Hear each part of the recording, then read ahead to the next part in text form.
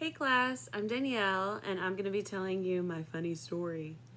Okay, so just to sort of set it off correctly, to give you kind of some backstory, when I was younger, I was diagnosed with night terrors, which essentially means they don't know what's waking me up, but the fact remains is that I'm waking up and I'm very scared of the dark and it's a whole drama.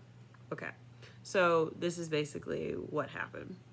So I'm about 11 or 12 years old and I'm spending the night at my friend's house. We're sleeping on a daybed where I'm on the upper half of the daybed and she's on the lower half. And so I'm going to first tell this story from my perception, which was that I went to sleep and I woke up to notice a shadowy figure hovering over near her closet. And it looked like something winged and like dark, and it was like this whole shadow situation. And I screamed for my life. Okay, so side note, I sing, and I was always that kid stretching her vocal cords. I've always been able, to hit like certain high note pitches.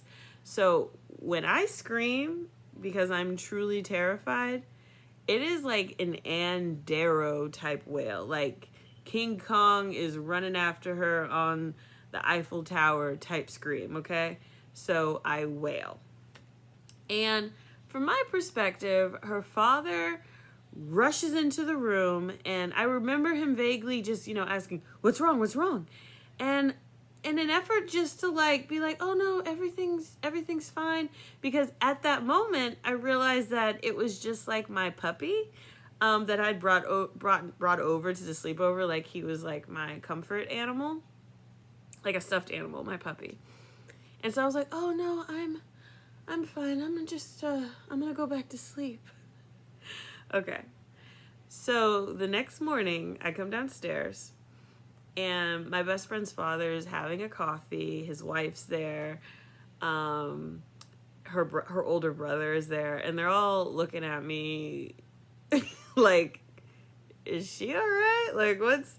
And so her father, kind of sarcastically over his coffee, was like, "So how did you sleep, Danielle?"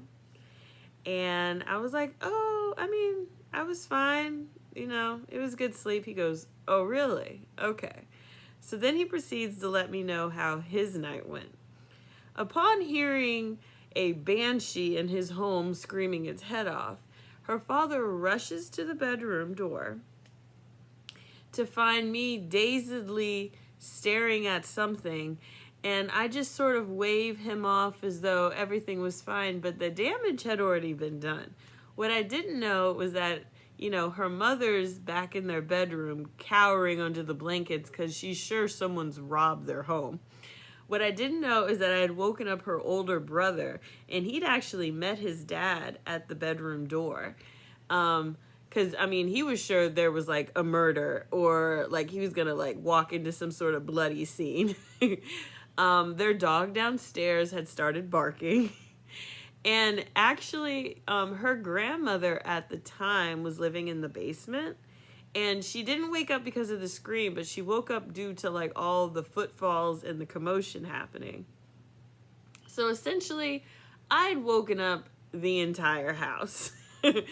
And they were just like, "Okay, so, they want to know what anyone would know. Danielle, what scared you? Why were you terrified?" And I'm embarrassed. I'm 11 years old. I don't and I just was like, my puppy my puppy hurt. My puppy was big and it was like a shadow, and I thought it was like a big butterfly. So they thought this was hilarious. So literally I'm 31 years old this year.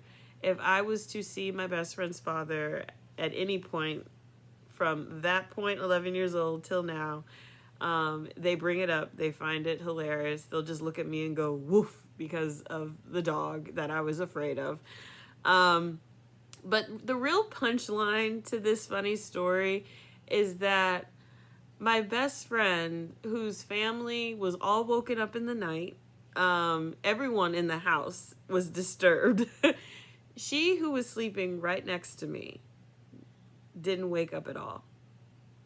At all. Anyway, that's my funny, embarrassing story. Hope you guys enjoyed it. Thanks.